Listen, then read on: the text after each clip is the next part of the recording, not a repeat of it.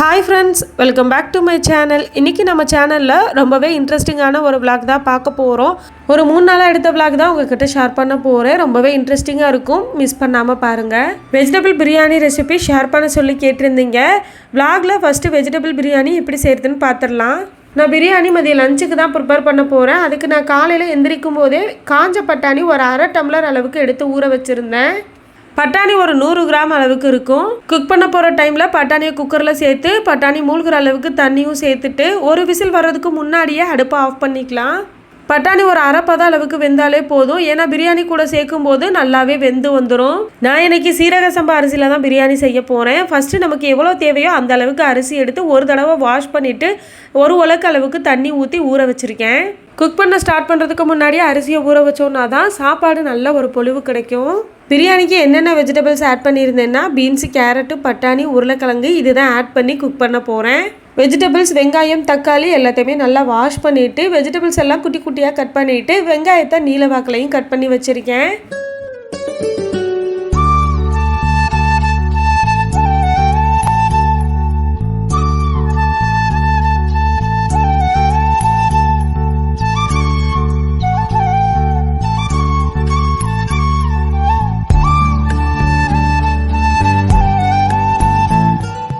பிரியாணி செய்கிறதுக்கு தேவையான இன்க்ரீடியன்ஸ் எல்லாமே ரெடி பண்ணி வச்சாச்சு. இஞ்சி பூண்டு பேஸ்ட்டு மட்டும் ஃப்ரீசரில் தான் வச்சுருக்கேன். அதை அப்போங்க சமைக்கும் போது மட்டும் எடுத்துக்கலாம். சீரக சம்பா அரிசியில் தம் போட்டு தான் நம்ம இன்றைக்கி பிரியாணி செய்ய போகிறோம். ஸோ அதுக்கேற்ற மாதிரி பாத்திரம் எடுத்து அடுப்பில் வச்சிடலாம். ஒரு 2 ஸ்பூன் நெய், 2 ஸ்பூன் ஆயில் சேர்த்து ஸ்பைசஸ் எல்லாத்தையுமே ஆட் பண்ணிக்கலாம். ஸ்பைசஸ் நல்லா பொரிஞ்சதுக்கு அப்புறமா ஒரு 3 பெரிய வெங்காயத்தை நீலவாக்கில் கட் பண்ணி வச்சுருந்தேன், அதை சேர்த்துக்கலாம். ஒரு 2 பச்சை மிளகாய் கீரி சேர்த்துருக்கேன். உங்கள் காரத்துக்கு ஏற்ற மாதிரி நீங்கள் ஆட் பண்ணிக்கோங்க. வெங்காயம் கொஞ்சம் வதங்கினதுக்கு அப்புறமா ஒரு கைப்பிடி அளவுக்கு மல்லி, ஒரு கைப்பிடி புதினாவும் ஆட் பண்ணிக்கலாம். மல்லி புதினா வதங்கினதுக்கு அப்புறமா 2 டீஸ்பூன் அளவுக்கு இஞ்சி பூண்டு விழுது சேர்த்துக்கலாம். இஞ்சி பூண்டு பச்சை வாசனை எல்லாம் போனதுக்கு அப்புறமா ஒரு 4 தக்காளியை குட்டியாக கட் பண்ணி சேர்த்துக்கலாம். இப்போ எல்லாமே வதங்கி வந்ததுக்கு அப்புறமா வெஜிடபிள்ஸ் எல்லாத்தையுமே ஆட் பண்ணிக்கலாம். எங்கள் அம்மா வீட்டிலலாம் பட்டாணி ஆட் பண்ண மாட்டோம். பட்டாணிக்கு பதிலாக பட்டர் பீன்ஸு, சோயா பீன்ஸு இந்த மாதிரி பயிர் வகைகள் உரிச்சு அதை தான் ஆட் பண்ணுவோம். அதோட டேஸ்ட்டே ரொம்ப சூப்பராக இருக்கும். பட் இங்கெல்லாம் அந்த மாதிரி கிடைக்கிறது இல்லை. காஞ்ச பயிர் வகைகள் தான் இருக்குது. அதுக்கு இந்த பட்டாணி பெஸ்ட்டுன்னு தான் பட்டாணி போட்டு செய்கிறேன். இதுவுமே நல்லா தான் இருக்கும், இருந்தாலும் அந்த டேஸ்ட் அளவுக்கு வர முடியாது. வெஜிடபிள்ஸ் எல்லாம் ஆட் பண்ணதுக்கு அப்புறமா தேவையான அளவுக்கு உப்பு, 1 ஸ்பூன் அளவுக்கு பிரியாணி மசாலா, 1 ஸ்பூன் மிளகாய்த்தூள், காய் வேகிறதுக்கு கொஞ்சமாக தண்ணி தெளித்து ஒரு மூடி போட்டு ஒரு 5 நிமிஷத்துக்கு காயை வேக விட்டோம்னா ஒரு 3/4 பதம் அளவுக்கு வெந்துடும். அதுக்கப்புறம் நம்ம பிரியாணிக்கு தேவையான எல்லாமே ஆட் பண்ண ஆரம்பிச்சிடலாம். வெஜிடபிள்ஸ் எல்லாமே ஒரு 1/2 பதம் அளவுக்கு வெந்துருச்சு. இப்போ இதை நல்லா கிண்டி விட்டுட்டு நம்ம அரிசி எவ்வளோ எடுத்துருக்கோமோ அந்த அரிசிக்கு தகுந்தாற் போல் நம்ம தண்ணி ஆட் பண்ணிக்கலாம். சீரக சம்பா அரிசிக்கு 1க்கு 1.5 அப்படின்ற அளவுக்கு தண்ணி ஆட் பண்ணிக்கலாம். நான் ஒரு 1/2 டம்ளர் அளவுக்கு தண்ணி எக்ஸஸாக ஆட் பண்ணியிருக்கேன். ஏன்னா நக்ஷுக்குட்டி கொஞ்சம் குறைவாக இருந்தால் தான் சாப்பிடுவா, அதுக்காக தான். கூடவே ஒரு 1/2 எலுமிச்சம்பழம் பிழிஞ்சு விட்டுக்கலாம். ஒரு 2 ஸ்பூன் அளவுக்கு தயிர், லாஸ்ட்டாக 1 ஸ்பூன் நெய் சேர்த்துட்டு தண்ணி கொதி வரும்போது அரிசியை ஆட் பண்ணிக்கலாம். அரிசியை ஆட் பண்ணிவிட்டு நல்லா கிண்டி விட்டுட்டு உப்பெல்லாம் கரெக்டாக இருக்கான்னு செக் பண்ணிக்கலாம். கொஞ்சம் உப்பு தூக்கலாக இருந்தால் தான் பிரியாணியோட டேஸ்ட்டு நல்லாயிருக்கும். எனக்கு கொஞ்சம் கம்மியாக இருந்தனால நான் கொஞ்சோன்னு உப்பு ஆட் பண்ணியிருக்கிறேன். பிரியாணியை ஒரு மூடி போட்டு மூடி வச்சிடலாம். இது ஒரு 3/4 பதம் அளவுக்கு வேகணும். அந்த டைமில் நான் பக்கத்தடுப்பில் ஒரு 3 முட்டை எடுத்து வேக வச்சுருக்கேன். அதுக்கப்புறம் தயிர், வெங்காயத்துக்கு ஒரு 2 பெரிய வெங்காயத்தை குட்டி குட்டியாக கட் பண்ணி பவுலில் ஆட் பண்ணிவிட்டு இதை ஒரு 2 தடவை தண்ணி ஊற்றி நல்லா வாஷ் பண்ணிக்கலாம். எப்போவுமே வெங்காயத்தை வாஷ் பண்ணிவிட்டு அதுக்கப்புறம் தயிர், உப்பெல்லாம் ஆட் பண்ணோம் அப்படின்னா நல்ல ஒரு டேஸ்ட்டாக இருக்கும். இல்லைன்னா கொஞ்சம் காரமாக இருக்க மாதிரி இருக்கும். இந்த டிப்பை நீங்களும் ஃபாலோ பண்ணி பாருங்கள். அரிசி வெந்துட்டு இருக்க நேரத்துக்குள்ளே நான் தயிர், வெங்காயமும் ரெடி பண்ணிவிட்டேன். எக்கும் பாயில் பண்ண போட்டுட்டேன். இன்றைக்கி பிரியாணிக்கு சைடிஷாக பாயில் பண்ண எக்கும் தயிர், வெங்காயமும் தான் வச்சுருக்கேன்.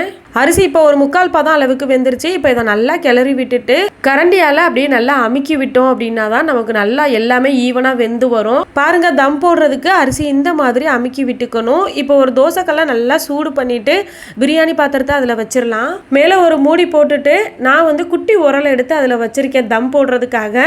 பிரியாணியை தம் போட்டாச்சு. இப்போ இது ஒரு 15 நிமிஷத்துக்கு அடுப்பை லோ ஃப்ளேமில் வச்சுட்டு அதுக்கப்புறம் ஓப்பன் பண்ணோன்னா சூப்பராக பிரியாணி ரெடி ஆயிடுச்சு.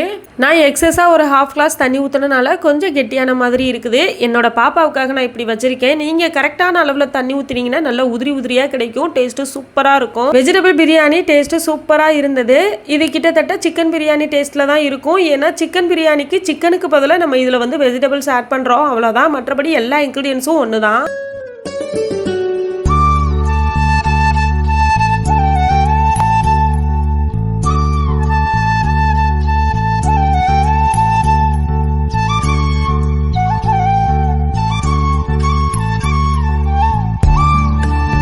இதுக்கப்புறம் அடுத்த நாள் காலையில் எடுத்த விளாக் இது.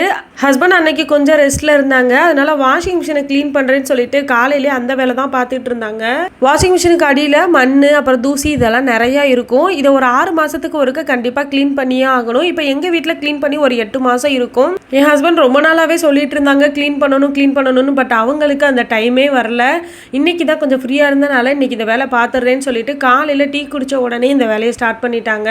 வாஷிங் மிஷினுக்கு சென்டரில் இந்த மாதிரி போல்ட் ஒன்று இருக்கும். இதை வந்து கலட்டிட்டு அப்படியே எடுத்தோம் அப்படின்னா டோப்பாவாக வந்துடும். இப்போ பாருங்க இதுக்குள்ள எவ்வளோ தூசி கிருமியெல்லாம் இருக்குன்னு. கீழேயும் அழுக்கு நிறையா இருக்குது. இந்த டப்பாவுக்கு அடியில் பாருங்க எப்படி இருக்குன்னு. இது எல்லாத்தையுமே என் ஹஸ்பண்ட் தான் க்ளீன் பண்ணாங்க. ஃபுல்லாக ஒரு துணி வச்சு தொடச்சி எடுத்துட்டு இருந்தாங்க.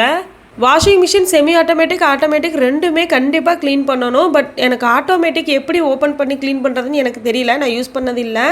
செமி ஆட்டோமேட்டிக் இந்த மாதிரி தான் க்ளீன் பண்ணணும். யாராவது செமி ஆட்டோமேட்டிக் வச்சுருந்தீங்கன்னா இந்த மாதிரி க்ளீன் பண்ணிக்கோங்க 6 மாதத்துக்கு ஒருக்கா.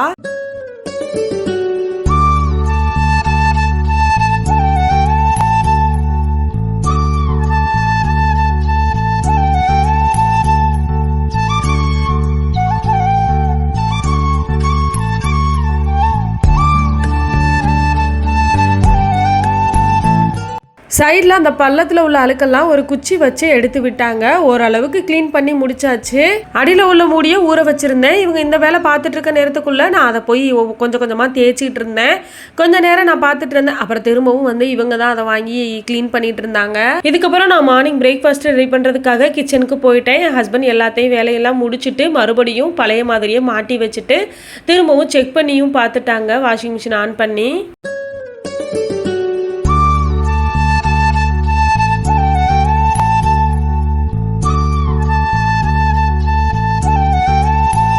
ஹஸ்பண்ட் வாஷிங் மிஷினை க்ளீன் பண்ணி முடிக்கிறதுக்குள்ளே நான் டிஃபன் ரெடி பண்ணிட்டேன். 2 பேரும் குளிச்சுட்டு வந்து பிரேக்ஃபாஸ்ட்டு சாப்பிட்டாச்சு. என் ஹஸ்பண்ட் இன்னைக்கு போலீஸ் கேன்டீன் பக்கம் போகலான்னு சொன்னாங்க. கிராசரி திங்ஸ் எல்லாம் அன்னைக்கே வாங்கியாச்சு. நக்ஷு கூட்டிக்கு அங்கே ஒரு சேர் பார்த்தோம், அதை போய் இன்னைக்கு வாங்கிட்டு வந்துடலான்னு சொல்லி கிளம்பிக்கிட்டு இருந்தோம். ஏன்னா பாப்பா கிச்சனில் கிராசரி திங்ஸ் வச்சுருக்க ஒவ்வொரு பாக்ஸாக எடுத்துகிட்டு வந்து வச்சு அதில் ஏறி உட்காந்து விளையாடிட்டு இருக்கிறா. கீழே உட்கார மாட்டேங்கிறா. நான் நிறைய விளாக்லையுமே காமிச்சிருப்பேன் ஹெல்மெட்டை தூக்கி போட்டு உட்காருறது, கிராசரி திங்ஸ் வச்சுருக்க பாக்ஸில் ஏறி உட்காருறதுன்னு. லாஸ்ட் டைம் கேன்டீன் போனப்போ அங்கே ஒரு குட்டி குழந்தைங்க சேர் பார்த்தோம். பட் நாங்கள் நிறைய கிராசரி திங்ஸ் வாங்கினனால அதை கொண்டு வர முடியாது, நாங்கள் எடுத்துகிட்டு வரலை. இன்றைக்கி என் ஹஸ்பண்ட்க்கு ரெஸ்ட்டுனால சரி போய் வாங்கிட்டு வந்துடலாம் அப்படின்னு சொன்னாங்க. அதனால கிளம்பி வந்தோம்.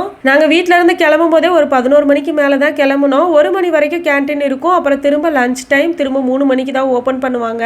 அந்த டைம்குள்ளேயே போய் வாங்கிட்டு வந்துடலான்னு சொல்லிட்டு கிளம்புனோம். பட் போகிற வழியில் பார்த்தீங்கன்னா போராட்டம் பண்ணிட்டு இருந்தாங்க. அதனால டிராஃபிக் ஜாம் ஆயிடுச்சு. ரூட் எல்லாமே சேஞ்ச் பண்ணி விட்டுட்டாங்க.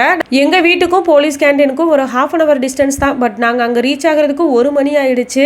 கேன்டீனில் எல்லாருமே லஞ்சுக்கு கிளம்பிட்டாங்க. சரி என்ன பண்ணுறது, பார்க்குக்கு எங்கேயாவது போகலாம் இல்லை வீட்டுக்கு போகலாம் அப்படின்னு சொல்லி பிளான் பண்ணிட்டு இருந்தோம். என் ஹஸ்பண்ட் பக்கத்துலேயே தமிழ்நாடு போலீஸ் மியூசியம் இருக்குது, அங்கே போகலாம், கொஞ்சம் நேரம் டைம் ஸ்பெண்ட் பண்ணலான்னு சொன்னாங்க. சரின்ட்டு கிளம்பியாச்சு. மியூசியமுக்கு வெளியில் கேன்டீனில் டீ மட்டும் சாப்பிட்டுட்டு அதுக்கப்புறம் உள்ளே என்ட்ராயாச்சு. போலீஸ் மியூசியமில் ஃபுல்லாக போலீஸை பற்றி தான் இருந்தது. அந்த காலத்துலேருந்து இந்த காலம் வரைக்கும் என்ன ட்ரெஸ் போட்டாங்க, என்ன கார் வச்சுருந்தாங்க, இந்த மாதிரி தான் நிறையா இருந்துச்சு. நக்ஷு குட்டி கூண்டுக்குள்ளே இருக்க புளியை பார்த்து அடி பிச்சு கொன்னுன்னு மிரட்டிட்டு இருந்தா. காலேஜ் படிக்கும் போது நானும் ஒரு 2 தடவை எக்ஸாம் அட்டன் பண்ணேன், போலீஸ் எக்ஸாம். ஒரு தடவை வந்து மார்க் ரொம்ப கம்மியாக எடுத்திருந்தேன், இன்னொரு தடவை நல்லா மார்க் எடுத்திருந்தேன். ரொம்ப நம்பிக்கையோடு இருந்தேன். பட் வந்து அந்த அளவுக்கு கிடைக்கல, அவ்வளோதான் பேட் லக்குன்னு சொல்லிட்டு விட்டுட்டேன். இந்த கூண்டை பார்க்கும்போது நிஜமாவே ஜெயில் மாதிரி தான் இருந்தது. அக்யூஸ்ட் மாதிரி ஒரு போஸ் கொடுங்க அப்படின்னு சொன்னாங்க. நிஜமாவே நான் வந்து அக்யூஸ்ட் மாதிரியே நிற்கிறேன்னு சொல்லி என் ஹஸ்பண்ட் கிண்டல்லாம் பண்ணிட்டு இருந்தாங்க.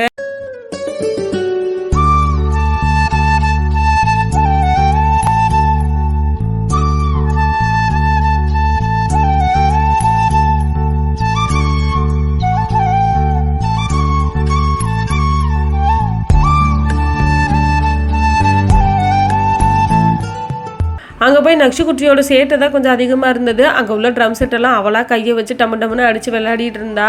என் ஹஸ்பண்ட் ஒவ்வொன்றையும் பார்த்து எக்ஸ்பிளைன் பண்ணிக்கிட்டே வந்தாங்க. இது வந்து இப்போ வந்தது, இது அந்த காலத்தில் இருந்தது, இந்த மாதிரி சொல்லிகிட்டே இருந்தாங்க. நான் கூட அவங்ககிட்ட கேட்டேன், இனிமேல் நான் எதுவும் போலீஸ் வேலைக்கு போகிறேனா அப்படின்னு. எல்லாத்தையுமே தெரிஞ்சுக்கணும்ல அப்படின்னு சொல்லிட்டு இருந்தாங்க. பட் எனக்குமே அதெல்லாம் பார்க்கும்போது கொஞ்சம் ஹாப்பியாக தான் இருந்தது. ஏன்னா இந்த மாதிரி இடம், காஸ்டியூம் எல்லாமே வந்து டிவியில் தான் பார்த்துருப்போம். இன்னைக்கு நேரில் பார்க்கும்போது ஒரு வித்தியாசமான ஒரு என்டர்டைன்மெண்ட் என்டர்டைன்மெண்ட்டாக தான் இருந்தது. இந்த போலீஸ் மியூசியமே அந்த காலத்து அரண்மனை மாதிரி தான் இருந்தது. பார்க்குறதுக்கே கொஞ்சம் பயமாகவும் இருந்தது, ஒரு வித்தியாசமான ஒரு இடமாவும் இருந்தது. ஆனால் பரவாயில்ல, பொழுது நல்லாவே போச்சு. எங்களுக்கு டைம் போனதே தெரில. ஒரு 3 மணிக்கிட்ட ஆயிடுச்சு. அது வரைக்கும் அங்கேயே தான் நாங்கள் ஜாலியாக சுற்றி பார்த்துட்டு இருந்தோம்.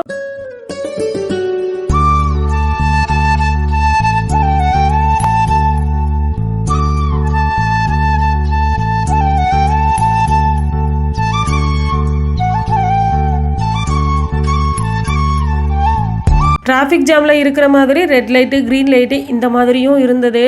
அதுவும் இந்த இடத்த பார்க்கும்போது ஏதோ கோர்ட்டுக்குள்ளே நுழைஞ்ச மாதிரி ஒரு ஃபீலாக இருந்தது. மியூசியத்தில் கூட்டமே இல்லை, நல்லா ஃப்ரீயாக சுற்றி பார்த்துட்டு அதுக்கப்புறம் ஒரு சேர் ஒன்று இருந்தது. அதில் உட்காந்து ஃபோட்டோஸ்லாம் நிறைய எடுத்தோம். நக்ஷிக்குட்டியை உட்கார சொன்னால் அவ்வளோ அழகாக க்யூட்டாக உட்காந்துருந்தா. ஃபோட்டோஸ்லாம் நிறைய எடுத்துகிட்டு அதுக்கப்புறம் அங்கேருந்து நாங்கள் அப்படியே கிளம்பியாச்சு. கீழே வந்ததும் பார்த்தா போலீஸ் கட் அவுட் ஒன்று வச்சுருந்தாங்க. அதில் ஃபேஸ் மட்டும் நம்ம ஃபேஸை ஆட் பண்ணிக்கிற மாதிரி ஒரு கட் அவுட்டு. அதில் நக்ஷிக்குட்டியோட ஃபேஸை வந்து காமிக்க சொன்னோம். அவள் க்யூட்டாக சிரிச்சிட்டு இருந்தா. அதுக்கப்புறம் என் ஹஸ்பண்ட் என்ன போய் நிற்க சொல்லி ஃபோட்டோ எடுத்துகிட்டு இருந்தாங்க. எனக்கு சிரிப்பு தான் வந்தது. சிரிக்காதன்னு சொல்லி ஃபோட்டோ எடுத்துகிட்டு இருந்தாங்க. காமெடியாக இருந்தது. அதுக்கப்புறம் ஒரு 3:30 மணியை போல் அங்கேருந்து கிளம்பி அப்படியே கேன்டீனுக்கு போயாச்சு. அங்கே போயிட்டு நக்ஷகுட்டிக்கு சேர் பார்க்கணும்னு போனோம். அப்படியே வந்து வீட்டில் ஒரு சில திங்ஸ் இல்லைன்னு சொல்லிட்டு அதையுமே எடுத்துக்கிட்டேன். பாப்பா சேரை பார்த்ததுமே எனக்கு அது வேணும், நான் உட்காடுறேன்னு சொல்லி அடம்பிடிக்க ஆரம்பிச்சிட்டா. அப்புறம் எப்படினாலும் பில்லு போடுற சேர் தானேன்னு சொல்லிட்டு கையில் கொடுத்துட்டோம். உட்காந்து விளையாடிக்கிட்டு இருந்தா. இந்த சேரோட குவாலிட்டி ரொம்பவே சூப்பராக இருந்தது. கீழே போட்டால் கூட உடையாது, அந்த மாதிரியான குவாலிட்டி இது. வீட்டுக்கு வந்ததுமே உட்காந்து விளையாடிட்டு இருந்தா. இதுக்கப்புறம் அடுத்த நாள் சண்டே அன்னைக்கு எடுத்த விளாக் இது. காலையில் ஒரு 5 மணிக்கெலாம் நான் எழுந்துட்டேன். எழுந்து கிளம்பிட்டு டீ எல்லாம் போட்டு குடிச்சிட்டு அதுக்கப்புறம் தான் நக்ஷகுட்டியை எழுப்பி விட்டேன். அதுக்கப்புறம் அவளும் ஜாலியாக எந்திரிச்சு கிளம்பிட்டா. அவ்வளோ சீக்கிரமாக கிளம்பி எங்கே வந்திருக்கோன்னு பார்த்தீங்கன்னா வடபழனி முருகன் கோவிலுக்கு தான் வந்திருக்கோம். ஒரு 6 மணிக்கெலாம் வீட்டிலேருந்து கிளம்பணும்னு பிளான் பண்ணி தான் கிளம்பணும். பட் வீட்டிலேருந்து கிளம்பும் போதே ஒரு 7 மணி ஆயிடுச்சு. வீட்டில் பிரேக்ஃபாஸ்ட்லாம் எதுவுமே நான் ரெடி பண்ணலை. சண்டேனால கோவிலில் வந்து பார்த்தா வெளியிலேயே அவ்வளோ கூட்டமாக இருந்தது. என் ஹஸ்பண்ட் எப்படி லைனில் நின்னா ரொம்ப லேட் ஆயிரும், ஏதாவது லைட்டாக டிஃபன் மாதிரி சாப்பிட்டுக்கலான்னு சொல்லிட்டு டீ சாப்பிட போன கடையிலேயே டிஃபன் வாங்கி சாப்பிட்டுட்டோம். நக்ஷகுட்டி எதுவும் சாப்பிட மாட்டேன்ட்டா. அவளுக்கிட்ட ஒரு வடை மட்டும் வாங்கி கொடுத்தோம். அழகாக சாப்பிட்டுட்டு வந்தா. நாங்கள் நினச்ச மாதிரியே கோவிலும் கூட்டமாக இருந்தது. ஃப்ரீ தரிசனத்துக்கு போகிற வழியும் ரொம்ப கூட்டமாக இருந்தது. அதுக்கப்புறம் சரி டிக்கெட் எடுத்து போகலாம், பாப்பா வச்சுட்டு ரொம்ப நேரம் நிற்க முடியாதுன்னு சொல்லிட்டு 50 ரூபாய் டிக்கெட் வரிசையில் தான் போனோம். ஆனால் அதுவே எங்களுக்கு 1 மணி நேரம் ஆயிடுச்சு சாமி பார்க்கறதுக்கு. இப்போவே இவ்வளோ கூட்டம் இருக்குன்னா சஷ்டி டைம்லலாம் சொல்லவே வேணாம், ரொம்ப கூட்டமாக இருந்திருக்கும். பட் நான் அந்த டைம்லேயே வரணும்னு ரொம்ப ஆசைப்பட்டேன். பட் என் ஹஸ்பண்டுக்கு லீவு கிடைக்காதனால அப்போ வர முடியல. இன்றைக்கி என் ஹஸ்பண்டுக்கு ரெஸ்ட்டுனால இன்றைக்கி தான் கோவிலுக்கு வந்திருந்தோம். ரொம்ப ஹாப்பியாக இருந்தது. இன்றைக்கி நல்ல முகூர்த்த நாள் போல் பயங்கர கூட்டமாக இருந்தது. எங்கிட்டு திரும்பினாலும் கல்யாணம் தான் நடந்துட்டு இருந்தது. எப்படியும் ஒரு 30 கல்யாணமாவது இந்த கோவிலில் நடந்திருக்கும். அன்னைக்கு கோவிலுக்கு போயிட்டு சாமி பார்த்துட்டு இந்த மாதிரி கல்யாணம்லாம் பார்க்கும்போது கொஞ்சம் மனசுக்கே நிறைவாக இருந்த மாதிரி இருந்துச்சு.